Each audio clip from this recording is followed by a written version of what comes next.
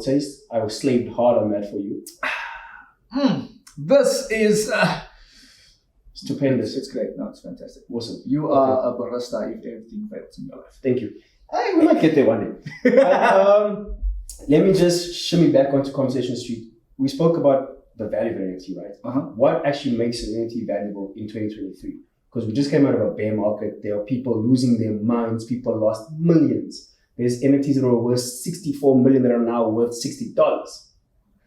Can I be the first one to give my 2 cents? Because Kenny over here speaks a lot. Yeah. So I need to have my chance. chance. My answers. I don't know what show is. When Kenny speaks, grab some popcorn, grab some snacks, grab some Doritos. If you want some pineapple, grab some masala. Hit it right and just listen to him. He speaks, he spits the facts, but it's slightly long. Corporate told me to start speaking short, so don't worry about popcorn. Masala is easy, you can get that. So I'll go first.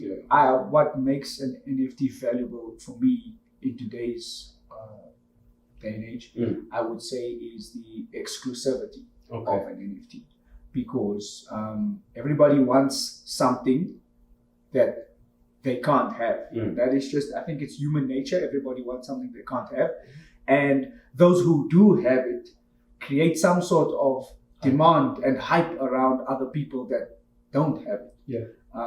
Even though those that have it are by the means to have it, because financially they can have it. And those who don't, they look up to those type of people and they're like, yeah, I want what you have. So similar to Bored Apes. I was just about to ask you, so you're on that tip right now? I am on that tip, yes. Bored Ape, you buy a Bored Ape and you have membership to the yacht parties and those type of things. So I think that is the exclusivity part that I'd say is really big. So let me ask you this question. We've been boys since grade 3, right? I love you. Same. 3. We have burnt action men together. We've almost blown up houses together. Would you leave me? If you had to go into that yacht, would you leave me? I mean, if I owned a Bored Ape, I love you, my friend. But you're going. I'll check you out. Wow. I'll see you after the party. I'll bring you like a samosa or something. A samosa? Come on. You're telling me you're on that ship with Eminem, with Snoop Dogg, with Justin Bieber. You're out there cracking and smacking and just talking nonsense, and you're gonna smuggle me a samosa, boss. Okay. Not even my friend is standing on the shore, wave to him so he can get on his TikTok. Nothing. I think that's a bit disrespectful if I stand there and wave to you, because that's like rubbing it in your face. Like, you're already rich. You're on the boat. You're already rich. What else must I can just say hello. I mean, okay, cool. But a samosa. I'll get you a samosa. Is it gold plated? Probably. Gold leaf? Yeah. Does it come with Ethereum? Does it come with USD? It might. You never know. Okay, go there. I'll go. Are you gonna leave me as well, boss? I see you laughing. Why are you laughing? Why are you laughing actually? Because you're laughing like, yeah, I'll be there shaking hands with Snoop Dogg and I'll watch Michyle with his broke ass sitting there. Deep down inside, I'm like, I'd be worse than Chad. I'd block you probably. What? Because why not? The anger you have towards me? You and Musa can take a seat over here. Let's unpack it. You'd leave me for a Bored Ape? Yes, I would. No cap, I'd leave you in the waters. I would get on that boat, I would greet Eminem, I'd be like, how can we create something together on a new NFT market, and I'd throw you overboard. Right? How if I'm also on the bandwagon? Ooh. Yeah, I would sneak in your luggage and throw you off once I'm in. What? Oh, yeah. He's going dark. Okay, hold on. No way. Okay, but we've now, like we said, we speak about the coins, right? Yes. Our name is Coins Chuckles. We speak about the coins. We speak about everything that actually has to do with everything. Like I said, this fintech environment we're in. Whether it be Web3, whether it be blockchain, whether it be cryptocurrency, whether it be NFTs, whether it be metaverses. We've got the coin part. As you guys saw, we just broke down in the Chuckles. I'm going to throw him overboard. He's going to give me some Musa. I don't have friends in this environment right now. Hey, it's hot here. How could you? My man, a samosa. I'm not over it. And you look, I don't know if block me. I don't know if I can take like a bag of samosas. Then I would. But samosa for now, I'll shove on. I'll see. Yo. So yeah, like I said, guys, we've got the chuckles, right? We've got the coins. We're speaking about the coin topics. Kenny, he's given me his answer. He'd throw me overboard. He'd bring me some Musa for a board ape. What makes an NFT valuable in 2023 to you, my good sir? Frenchy fry. In the name of corporate, short or long? Give me your answer. Mm-hmm. I will tell you if it's good or not. What makes an NFT valuable? 100%. Ladies and gentlemen, prepare This yourselves. is about to be a long one. Go get your masala. Let me drink as well, actually, before I give the answer. There's going to be cuts in the video. No, you see, if we had like sponsors, like we will get there one day. This is the part they would be in to just like separate the long answer you're about to give the folks at home. Yeah. I mean, I'm gonna act like But a just sponsor. It's done. Give your answer. What? Yeah. answer that. Was that like a cut snippet or No. Answer. answer? Yeah. What makes an NFT valuable? Wow. I want to repeat the same answer. Actually. Go for it. You never said any answer before. We've had chats in public, but people have never heard your answer. Oh, fair, actually. I'm trying to find a proper way to simplify this in a way that my 5-year-old cousin can understand. I was Okay. gonna say daughter. Yeah. Ooh. What makes an NFT valuable? I think you first have to understand. I watch a lot of Elon Musk, by the way.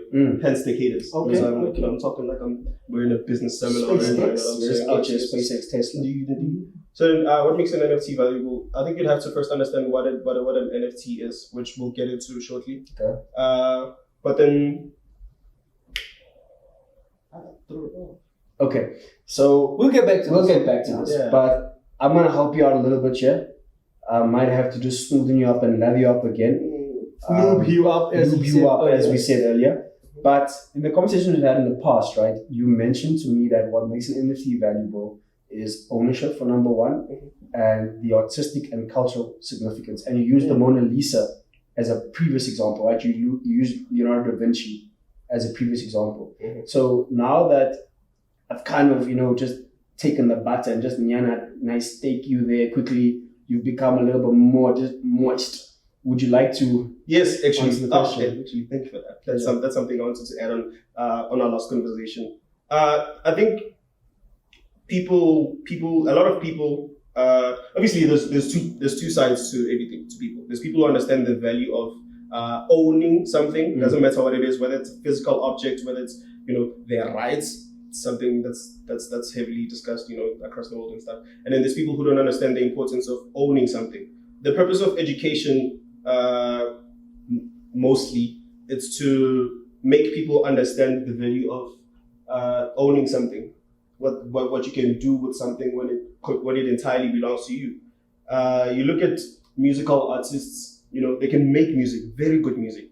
Fans will know them for that music, but then their record label can be like, we can drop you anytime, and we're gonna take the money and keep It's you. ours. Contract, right? Yeah.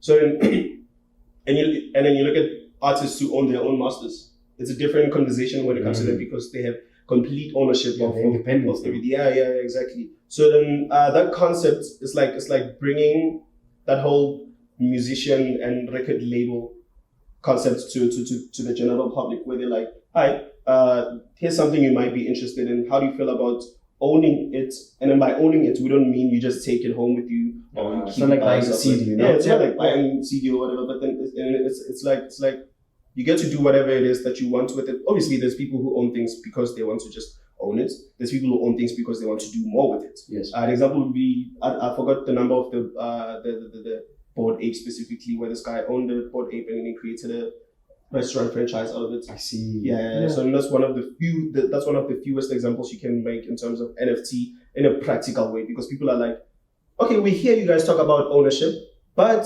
is there a practical? Like I can't actually see and touch this you can't physical actually thing. What do see you do with it? Yeah, facts. So Okay. like, that guy decided, I'm going to create a restaurant, and then people who do own Bored Apes as well, like my friend over here with the samosas chat.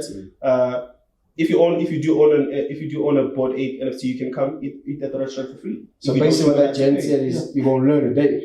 exactly. You're gonna learn Exactly. The burgers are really good. Really? Not that I know. Have you been there? No. Oh, so you've owned a Bored Ape and you haven't told us? It's in the USA. No, but I met a guy who owns a board. Yes, actually, I was at a seminar this other day. There's a guy who also owns a Bored Ape, and he has his own energy drink brand, and it's his Bored Ape, and we its ape. That is crazy. Exactly. It tastes very horrible, but then you're like, I want it because Yeah. I can't physically. I don't have 5 to 10 baht to go and buy the Facts. actual Bored Ape. Facts. But if I own this little can of energy drink, I can just grab it and buy it, and I can say I have a piece of history, right? And he was very young. He was very smart dude actually. So Yeah. you're on ownership right now, right? So we'll get into the blockchain and what that entails, but I'd like to just shimmy on over once again into ownership. You've now mentioned it about 3 or 4 times in the last statement. So would you guys not agree with me that what makes an NFT valuable in 2023 is that I can physically, it's mine, I own it. For example, Chad can't go and draw an art piece, right? Like you used the example of a music artist. I will now use an example of a graphic designer, which is what Chad is amazing, right? As an artist.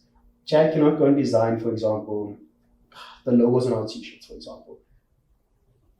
If he has not put on a smart contract, which is what the fintech environment we're in right now, right? If he hasn't put on a smart contract, I can or patent it or trademark it or register it, right? I can go and take that, change up a little bit of font here and there, and just change up some colors, some shadings, because we're artists, we can do that, right? We don't reinvent the wheel.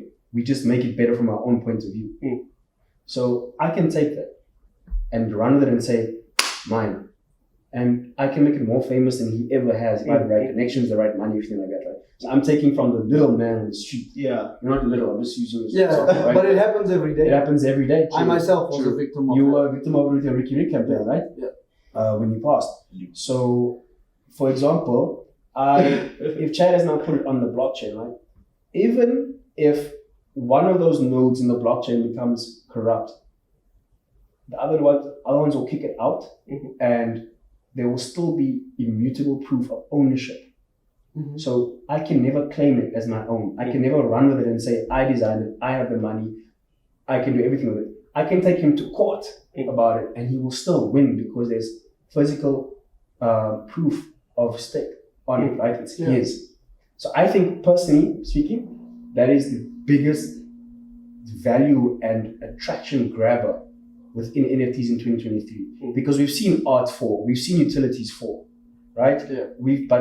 The main thing that everyone just harps back to and always goes back to is, it's mine. Yeah. You can't take it. Sure. It is mine. I own it.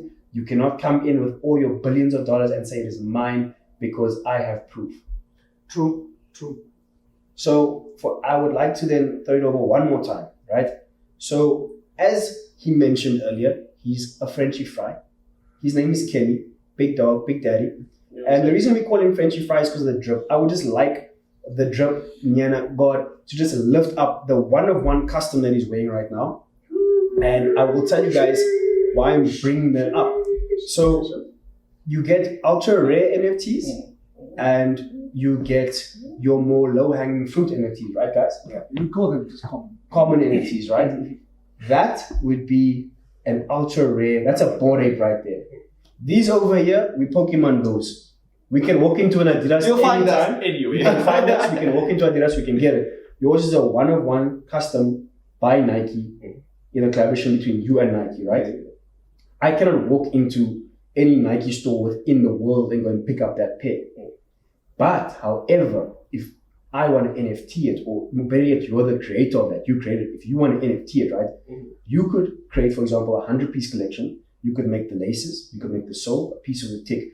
And the person who, for example, owns 50 of that collection could then get the chance to own their own one-of-one pair. Is that not the beauty of NFTs right now? It is. It really is. And then it boils down to, again, the topic of ownership, who owns what. Because let's make an example right now. This is still Nike. You know, even though I'm the one who designed it, I created it, I chose the material. And they stuff. own it. Yeah, they own it. I can't resell it, even though I like it, even though people are like, you know, even Chad might be like, I like that shoe, bro, I want to have it as well. I can't be like, I'm going to remake the same exact thing, give it to you, or just rewrite Chad in the back. It's not even great. I can't just, you know, because Nike, at the end of the day, they own the commercial rights to the product. They own everything. They have a say in what goes and et cetera, et cetera. And then when it comes to the chat of NFTs, still using the same reference, you'd ask what the difference is, because Air Force One is a common, legendary. When you make some money, you're like, I'm gonna give me a white Air Force if I want to be holy and saintly, and I'm gonna give me a black Air Force if I want to run the streets. Facts. 100%. What? Yeah, that's a thing. You almost get to that soon, yeah, but I'll wear that thing over there. But and then you'd normally ask, so what sets apart this one from the already existing Nike Air Force Ones?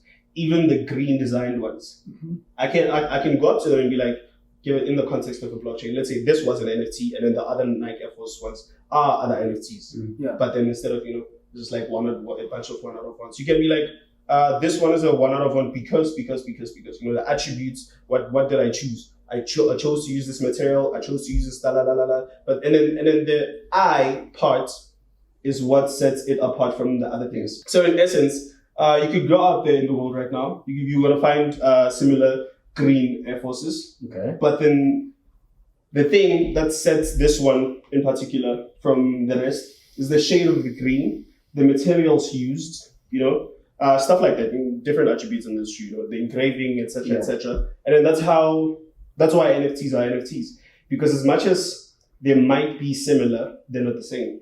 There's that one or two things that can be like, yeah. And then once you put that on the blockchain, it's yours. So ownership is there. True, right? true. It proves it's yours. True.